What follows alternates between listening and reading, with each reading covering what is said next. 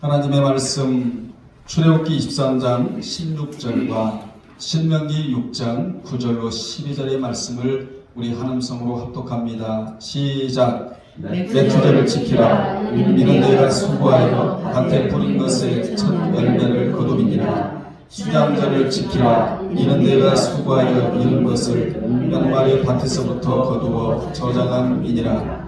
또 내 집 문설주와 바깥문에 기록할지니라. 네 하나님 여호와께서 네 조상 아브라함과 이삭과 야곱을 향하여 내게 주리라 맹세하신 땅으로 너를 들어가게 하시고 네가 건축하지 아니한 크고 아름다운 성읍을 얻게 하시며 네가 채우지 아니한 아름다운 물건이 가득한 집을 얻게 하시며 네가 파지 아니한 우물을 차지하게 하시며 네가 심지 아니한 포도원과 감람나무를 차지하게 하사 네게 배불리 먹게 하실 때에 너는 조심하여 너를 애굽 땅 종되었던 집에서 인도하여 내신 여호와를 잊지 말고. 아멘. 이 시간에는 맥주절을 지키는 의미라는 제목으로 함께 은혜 나누겠습니다.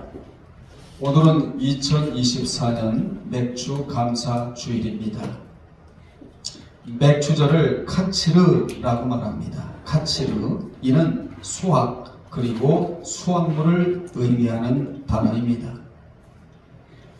절기들이 주는 영적인 의미는 깊어요. 그리고 심오하지만 이해하기가 그리 쉽지만은 않습니다.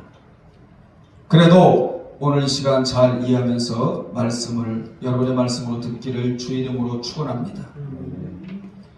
오늘 맥주절을 지키는 진정한 의미가 무엇인가를 본문과 그리고 다른 성경을 인용하여 살펴보면서 함께 은혜를 나누겠습니다. 첫째, 맥주절의 다른 이름은 초실절, 칠칠절, 오순절이라고 부릅니다. 맥주절의 다른 이름, 초실절과 칠칠절과 그리고 오순절이라고 부르는데, 먼저 맥주절은 보리 수확기의 명절이라는 뜻으로 보리와 밀을 거둬들이는 절기라 하여 맥주절이라고 하고, 우리가 읽었던 출애굽기 23장 16절에, 그리고 초실절은 첫 곡식을 거두어 하나님께 드리는 절기라 하여 초실절이라고 말합니다. 출애굽기 34장 22절에, 그리고 칠칠절은 초실절 이후부터 7 안식일을 지난 후 그리고 다음날 드리는 예배가 바로 칠칠절입니다. 그리고 초실절 이후 7주가 지난 후 50일째 드리기 때문에 오순절이라고도 부릅니다. 이는 다 같은 절기를 두고 다른 표현을 사용한 것이에요. 그러면 맥주절 절기를 지키게 된 배경을 살펴보면 다음과 같은데, 야곱이 12 아들과 그의 가족 70명을 이끌고 애굽으로 들어간 지 430년 만에 큰 민족을 이루게 됩니다. 때가 되자 하나님은 모세를 보내 그 백성들을 약속의 땅 가나안으로 안내하라 하시면서 출애굽을 명령하셨습니다. 모세는 안내자예요. 하나님만 인도자이다. 이것을 여러분이 청명을 해야 돼요. 그러나 완악한 바로는 그 명령을 허락하지 않다가 마지막 장자를 치는 재앙 앞에 굴복하고 억지로 허락하여 출애굽을 하게 됩니다. 그래서 백성들은 홍해를 육지같이 건넌 후 시내산에 도착했으며 모세는 시내산에 올라가 하나님으로부터 율법을 받게 됩니다. 그래서 그들은 모세가 시내산에서 율법을 받은 날로 기념하면서 맥주절을 지키게 되는 것입니다. 이스라엘 백성들은 절기민족이에요. 그래서 절기를 잘 지키면 하나님의 다음 스텝이 있다, 이걸 믿고 절기를 지켜요. 반드시 절기를 잘 지킨 자들에게는 하나님의 선물이 기다리고 있다, 이런 정신으로 절기를 지키고 있는 것입니다. 하나님은 이 맥주절을 모세를 시켜 율법에 명시토록 하셨는데, 그래서 당시 이스라엘 남자들은 한 해에 3차례 예루살렘 성전에 올라가 이 절기를 지켰던 것입니다. 의무예요. 물론 지금 예루살렘 성전은 존재하지 않습니다. 당시 성전이 있던 자리에는 무슬림 사원이 있어 아브라함이 이삭을 바치려던 모리아산의 제단이 있음에도 불구하고 유대인이나 기독교인이 그곳에 들어갈 수가 없습니다. 전혀 들어갈 수가 없는 상황이에요. 그래서 주님은 누가복음 19장 41절에 무너질 성전을 보시면서, 무너질 예루살렘 성전을 보시면서 우시는 장면이 나와요. 이스라엘 백성들은 성전을 생명처럼 여깁니다. 그런데 성전이 두 번 무너지는데 AD 70년에 로마의 디도 장군에 의해 무너지고, 그리고 바벨론 포로 끌려갈 때 한 번 무너져요. 성전이 두 번 무너지는데 이 성전이 무너질 것을 주님이 미리 하시고 우셨다, 이런 내용이 누가복음 19장 41절에 나오고 있는 것입니다. 결국 AD 70년부터 성전에서 제사가 중단이 되었는데, 결국 성전이 무너지도록 내버려 두심은 하나님은 성전보다 더 중요한 것이 있다. 그것이 뭐냐? 백성들의 거룩한 삶이었다는 것입니다. 이게 중요하다는 거예요. 우리 인생은 세속에 자꾸 물들려고 하는 본성이 존재하고, 우리 안에, 그리고 하나님의 뜻대로 구별된 삶을 살려는 자아가, 본성과 자아가 늘 갈등을 일으키고 있거든요. 하나님은 유형적인 공간보다 더 중요한 것은 하나님의 백성답게 살려는 의지가 중요하다. 거룩이 중요하다. 경건이 중요하다. 백성답게 살아가는 것이 능력이다. 이래서 예루살렘 성전을 회파시켜 버렸다는 것입니다. 하나님은 솔로몬이 성전을 지으셨을 때 너무나 기쁘셔서 열왕기상 9장 3절에서 다음과 같이 말씀해 주셨는데, 내 기도와 내가 내 앞에서 간구한 바를 내가 들었은즉 나는 내가 건축한 이 성전을 거룩하게 구별하여 내 이름을 영원히 그곳에 두며 내 눈길과 내 마음이 항상 거기에 있으리라, 이렇게 말씀해 주셨어요. 너무 기쁘셔서. 그런데 그들이 우상을 숭배하고 안식일도 지키지 아니하고 하나님께 등을 돌리고 회개하지 않자 에스겔 10장 18절에 보면 하나님이 성전 문지방에서 떠나셨다, 이런 말씀이 나와요. 하나님의 성전 문지방에서 떠났다는 겁니다. 여러분의 마음에도 문지방이 있어요. 성령이 거하시는 문지방, 여기서 성령이 떠나면 절대로 되지 않는 것입니다. 성령이 여러분 심령에 깊이 잘 잡고 계셔야 돼요. 그래야 살아갈 길이 열어진다는 사실을 이 시간에 기억하시기를 바랍니다. 당시 이스라엘 백성들이 지킬 절기로는 6월절과 맥추절, 앞으로 맥추절 그러거든. 77절이 있고 초실절이 있다. 그리고 뭐가 있다? 오순절이 있다. 같은 의미다. 이렇게 여러분이 이해하셔야 돼요. 6월절과 맥절과 장막절, 이 세 절기는 의무적으로 지켰는데 6월절은 이스라엘이 하나님의 은혜로 출애굽하여 해방받은 기념일이라서 핵심 단어가 뭐냐? 기억하라요, 기억하라. 하나님은 과거를 묻지를 않으세요. 그런데 과거를 언제 들먹이시느냐? 하나님의 은혜를 잊고 살 때는 6월절을 기억하라, 기억하라, 이러셨단 말이에요. 6월절의 핵심 단어가 기억하라. 하나님의 은혜를 잊지 말고 기억하고 살아라. 이것이 6월절을 지키는 영적인 의미이고, 그리고 오순절은 뭐냐? 맥추 감사 주일이고 오늘 우리가 지키는, 그리고 장막절은 뭐냐? 장막절이나 수장절이나 같은 의미인데 오늘날의 추수 감사주일이 장막절 그리고 수장절이에요. 내세를 소망하자, 그 말이죠. 두 번째, 백성들이 맥추절을 지키는 방법이 어떠했는가? 6월절의 마지막 날인 무교절을 지나면 그 땅에 들판에 심은 곡식들이 이삭이 나오면서 서서히 익기 시작을 합니다. 그러면 제일 먼저 익은 곡식들을 하나둘 거두어 단으로 묶은 후 성전으로 가져가면 제사장은 그것을 하나님 앞에 나가 위 아래로 앞 뒤로 흔들어 드리는 요제를 삼아 그 해의 추수를 알리게 되는 겁니다.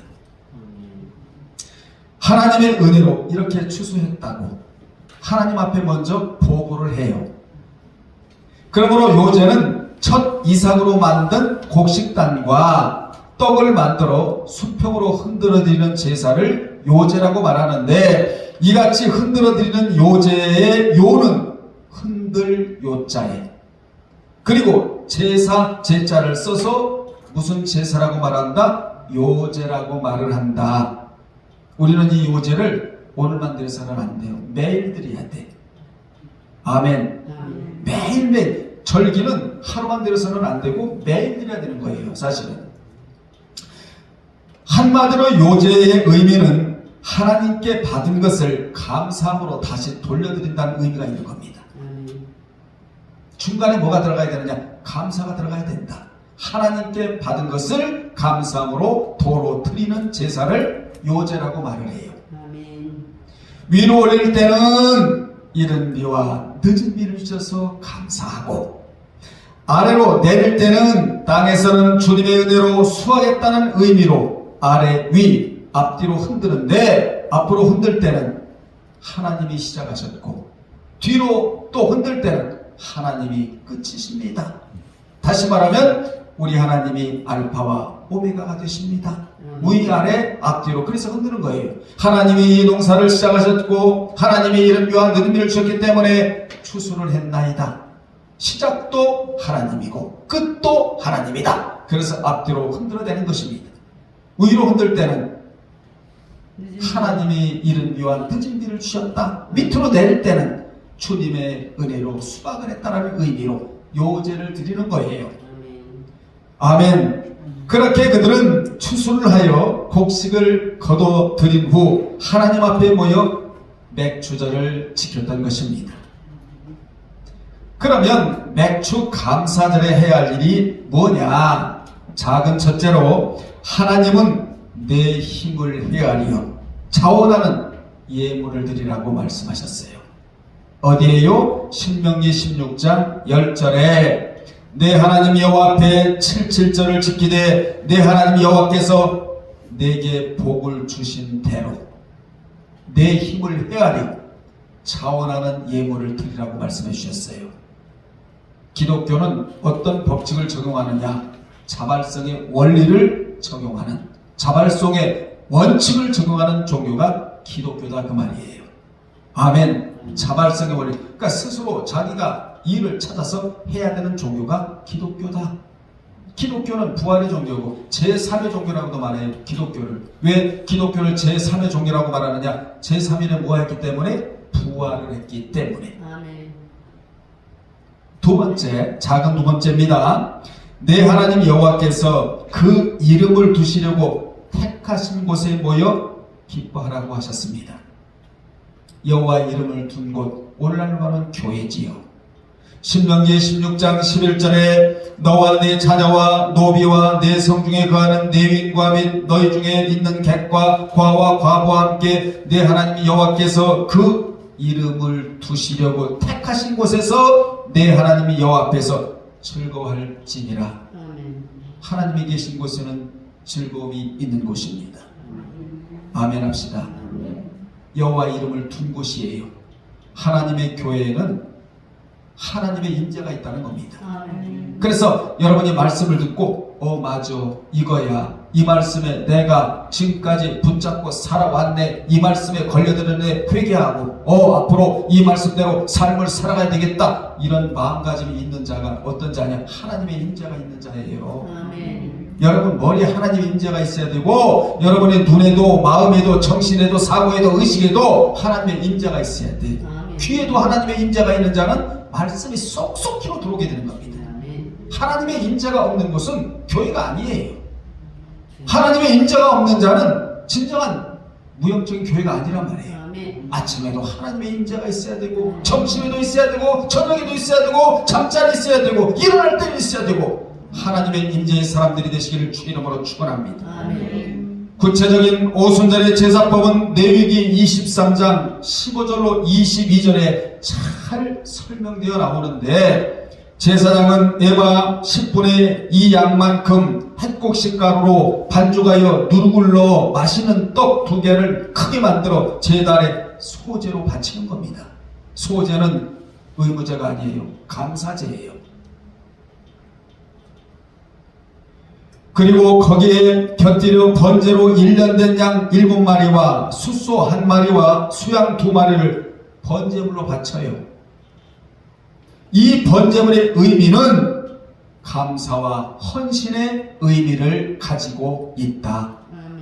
그리고 수염소 1마리로 속죄제를 드리는데, 행여나 그 백성들 중에 햇곡식을 받기에 합당치 못한 자가 있다 해도 하나님 아버지 용서해 주시고 그 죄와 허물을 사해 달라는 의미의 제물을 하나님 앞에 드리는 겁니다.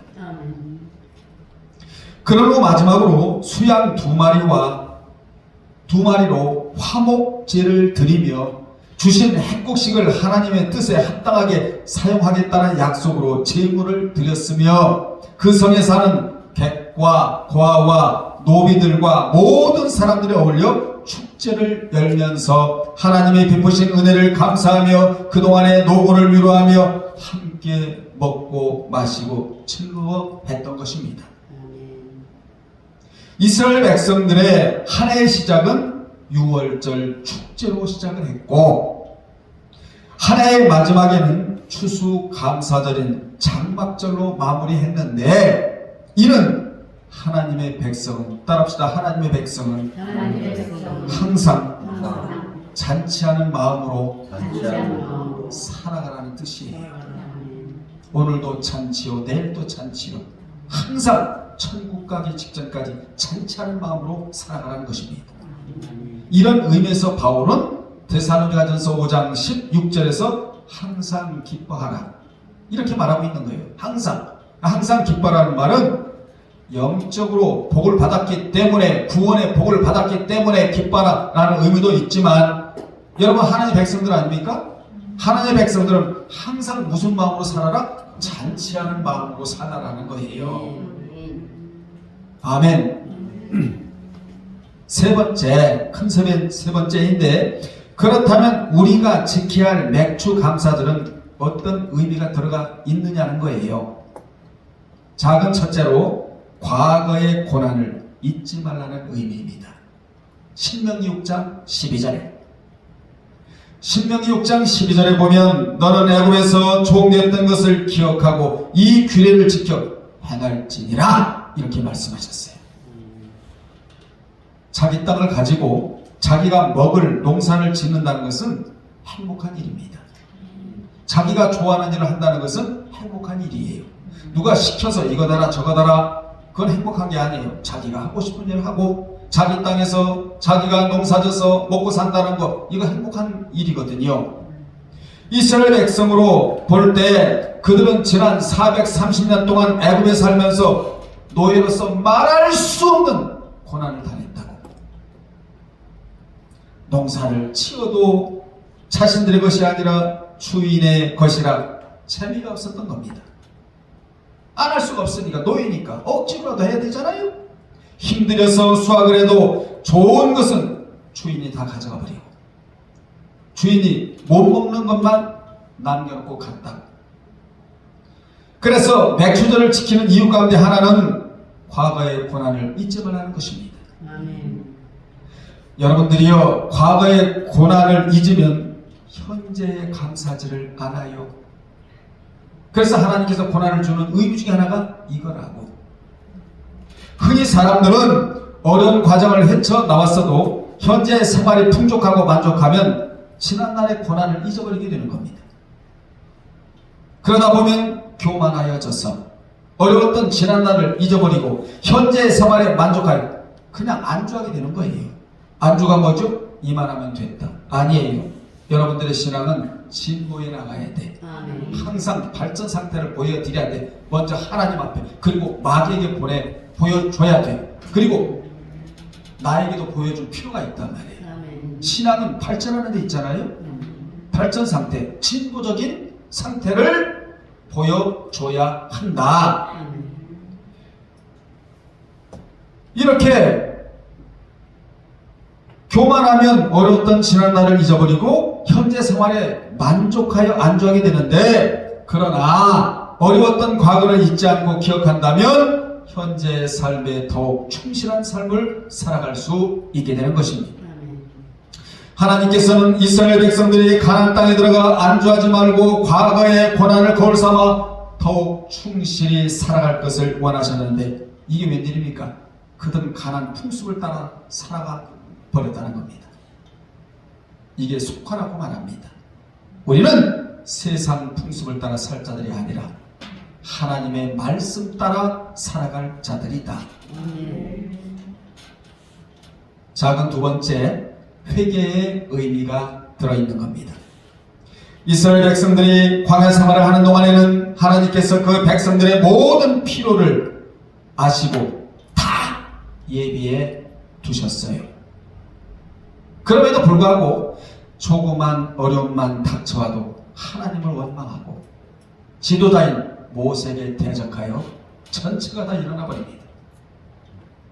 그들은 지난날 하나님의 은혜 가운데 살면서 수없이 원망하며 불평하면서 살아온 민족이 이스라엘 백성들이에요. 하루도 원망하지 않을 때가 없다고 해도 과언이 아닐 정도로.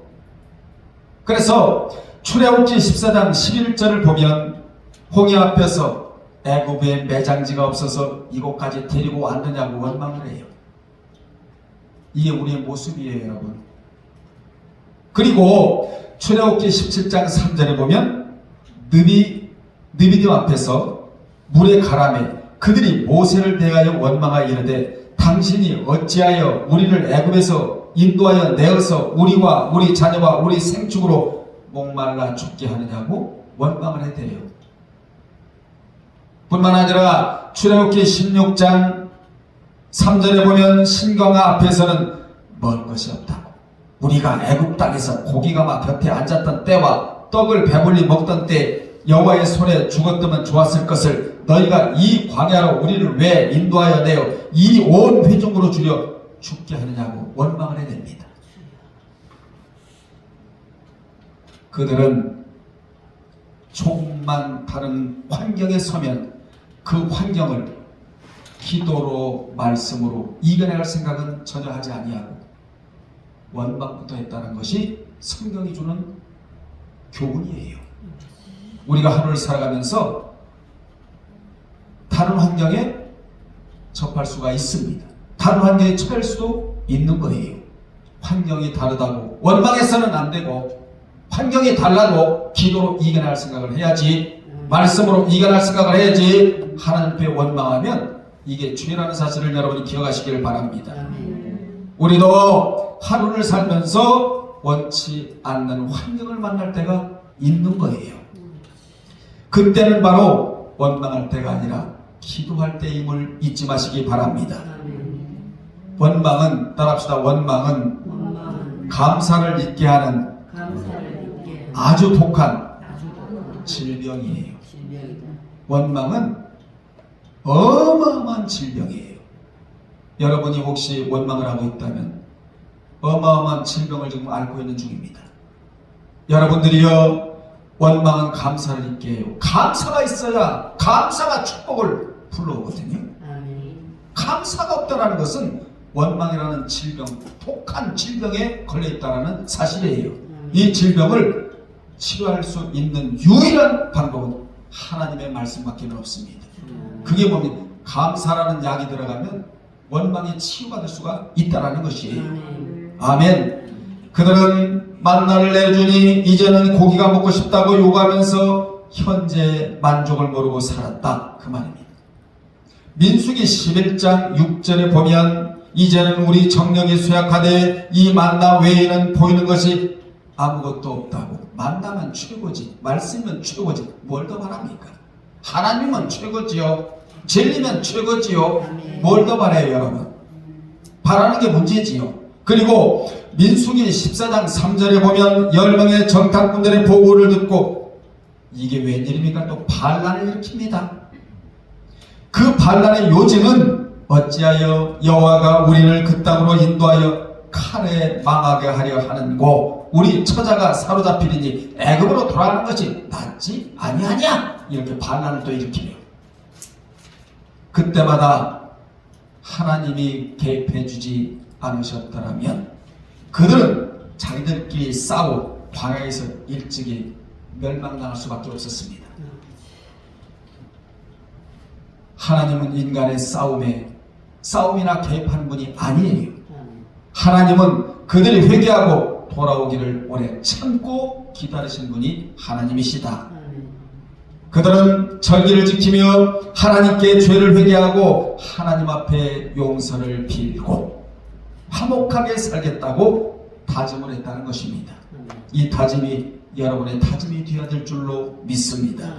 그래서 용서를 상징하는 속죄 제물과 또 화목 제물을 드려야만 했다. 두 가지 제물로 제사를 드렸는데 그때 사용되었던 어린 양이 바로 우리 주 예수 그리스도를 상징하는 제물이었다는 것입니다.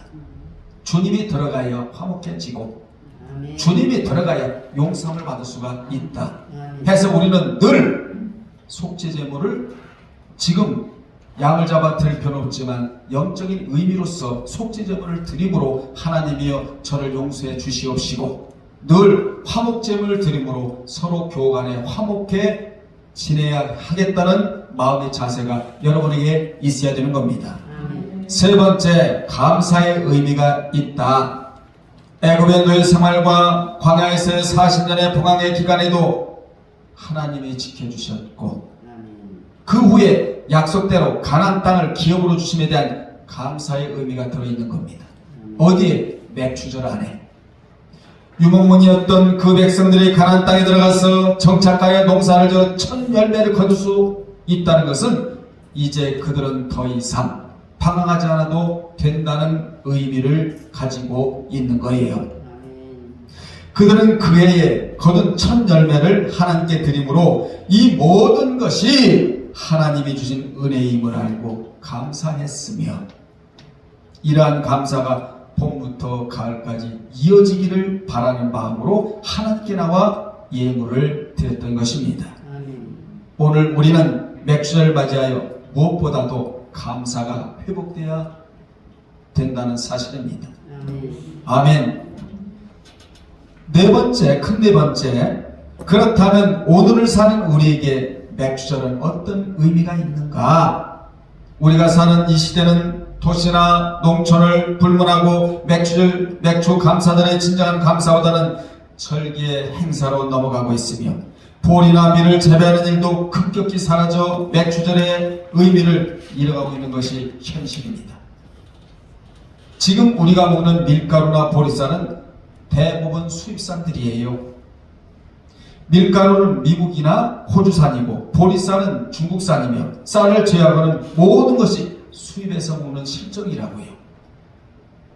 그래서 식량 안보라는 말이 나오면서 우리 밀과 우리 보리를 보호하기 위하여 재배를 권장하고 있지만 수익성이 좋지 못하다는 이유로 그것도 쉽지만은 않아요. 우리가 맥주 감사들에 가져야 할 마음 자세가 무엇인가?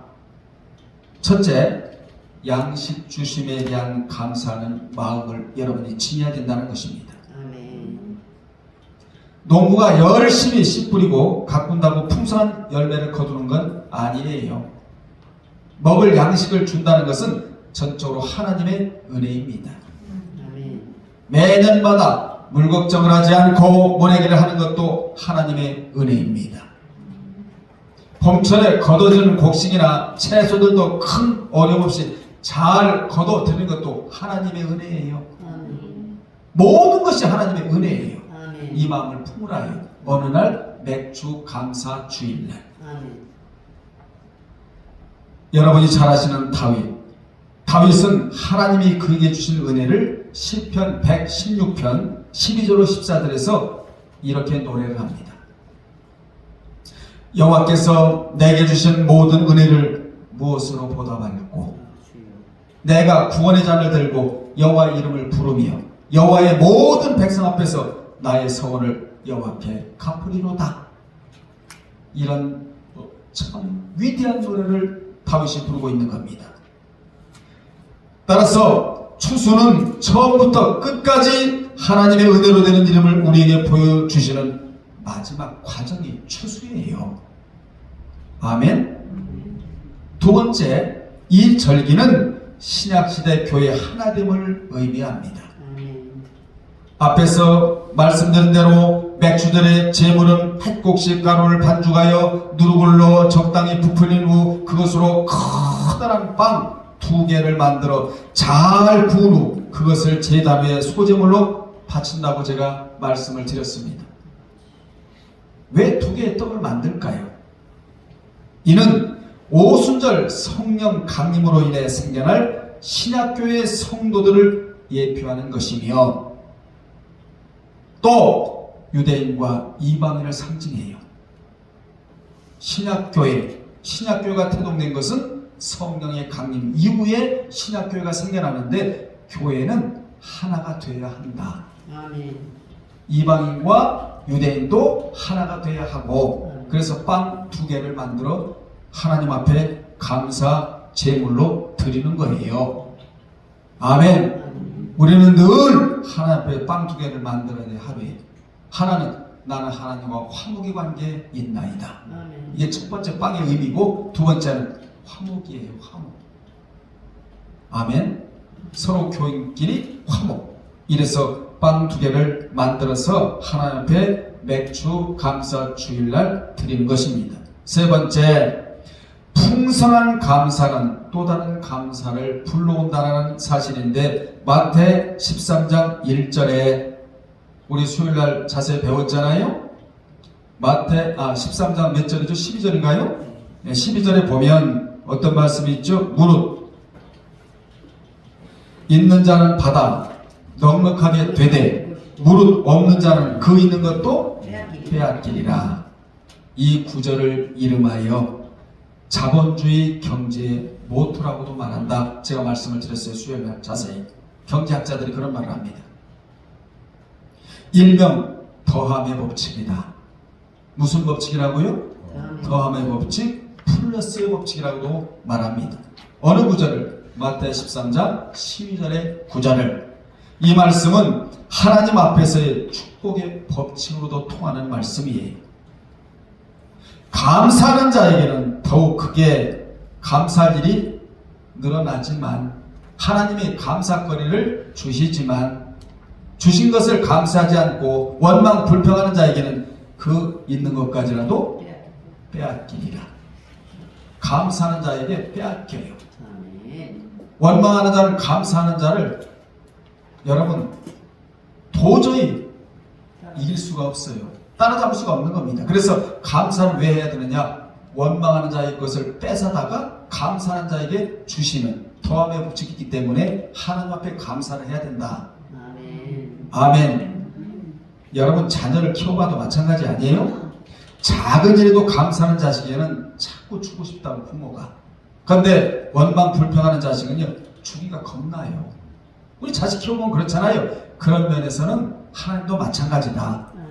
하나님은 우리를 부르시면서 은혜 언약하에서 신령한 복을 먼저 주시고 자녀됨을 허락해 주셨어요. 그리고 믿는 자로서 하나님의 생명의 말씀에 순종하는 자에게는 복을 쌓을 것이 없도록 주시겠다고 분명히 약속해 주셨다. 그 약속을 지금까지 지키시는 신실하신 하나님. 이 하나님을 감사로 맥주절 주일날 대하시기를 주의 이름으로 축원합니다. 네 번째, 작은 네 번째예요. 재물의 복을 위한 대표적인 행위 언약을 주셨다. 말라기 3장 16절 17절은 재물의 복을 위한 대표적인 행위 언약이라고 말을 합니다. 하나님은 하나님을 경외하는 자들을 어떻게 대하신다고 말씀해 주셨느냐? 그때 여호와를 경외하는 자들이 피차에 말하매 여호와께서 그것을 분명히 들으시고 여호와를 경외하는 자와 그 이름을 존중히 생각하는 자를 위하여 여 앞에 있는 기념책에 기록을 하셨다고 말씀하고 계십니다. 무슨 언약이라고요? 행위 언약. 피차에 서로 영적으로 앞서갈, 영적으로 진보할, 영적으로 전진할, 영적으로 바로 설 수 있는 그런 말들을 했다라는 거예요. 서로 기도하자, 서로 찬양하자, 하나님을 사랑하자, 경외하자, 우리 말씀대로 한번 살아, 이런 말을 했다는, 이런 말을 한 그 모든 말의 내용을 기념책에 기록을 했다는 것입니다. 우리는 그렇게 말하고 천사는 기념책에 그렇게 말한 대로 기록을 하고, 왜 기록을 하느냐? 심판날에 특별 소유로 삼기 위함이고 아낌의 대상으로 삼기 위함이다. 여기서 중요한 교훈은 천국에는 이렇게 뭐가 있다? 차등이 있다. 왜냐? 하나님이 공의 하나님이기 때문이라는 겁니다. 하나님은 행한 대로 갚아주세요. 아멘. 그렇습니다. 우리 이 하나님 앞에 최선을 다하여 맥주감사 주일날 다시금 감사가 회복되기를 주의 이름으로 축원합니다. 그러면 우리 하나님이 또 말라기 3장 7절에서 이렇게 말씀해 주시는데, 내게로 돌아오라. 그리하면 나도 너에게로 돌아가리라. 그런데 그들이 돌아가지 않았다는 거예요. 거절해버렸다는 것입니다. 꼭 망할 놈은 말씀을 거절해요. 흥할 사람은 하나님의 생명의 말씀을 끼안고 순종하고 살아가게 되는 것입니다. 그러면 그들이 돌아오는 방법을 구체적으로 말라기 3장 8절에서 말해주고 있는데, 11조를 하는 것이다 이렇게 말씀하고 계세요. 8절에 사람이 어찌 하나님의 것을 도둑질하겠느냐? 그러나 너희는 나의 것을 도둑질하고도 말하기를 우리가 어떻게 하나님의 것을 도둑질하였나이까 하도다. 이는 곧 11조와 헌물이라. 이렇게 말씀하고 계세요. 이게 하나님께 돌아오는 방법이라는 것입니다. 아멘. 다는 못 전하고, 여러분들이요, 하나님은 돌아오기를 원하세요. 누구에게? 하나님에게요. 돌아오면 살리라 이렇게 말씀해 주셨거든요. 자, 결론 내리겠습니다. 맥주 감사들의 진정한 의미를 요약하면, 일용할 양식을 주시는 하나님께 감사하는 절기이다. 하루하루 끼니 거르지 아니하고 걸식하지 아니하고 먹을 수 있게 해주신 것도 하나님께서 베풀어 주신 은혜이다. 아멘. 이거 감사라는 거예요. 가장 기본적인 인간의 욕구, 식욕, 이것을 채워주신 하나님 앞에 감사하고, 그리고 그리스도 안에서 유대인과 이방인이 하나 되어 그리스도의 증인이 됨을 알려주는 절기가 맥주 감사 주일이다. 아멘. 먼저 하나님과 화목, 서로가 화목, 나와 모아 화목, 기쁨과 화목, 만족과 화목, 감사와 화목, 이게 나와의 화목의 관계가 되어야 한다는 것입니다. 끝으로 감사하는 자에게 더 풍성한 것으로 채워주심을 일깨워주는 절기가 맥주 감사 주일이다. 오늘 여러분 원망이 사라져가고 감사가 회복되기를 주의 이름으로 축원합니다. 기도하겠습니다. 하나님 아버지, 원망은 감사를 잃게 만들고 감사만이 원망을 잠재울 수가 있습니다. 원망하는 자는 절대로 더함의 법칙에 해당되지를 않습니다. 우리 모두 더함의 법칙을 오늘 들었사오니 원망하는 자, 그런 자의 모든 것을 빼앗아 감사하는 자에게 주신다 말씀해 주셨습니다. 감사가 회복되는 맥주 주일 감사 주일이 되게 도와 주시옵소서. 예수님의 이름으로 기도드리옵나이다. 아멘.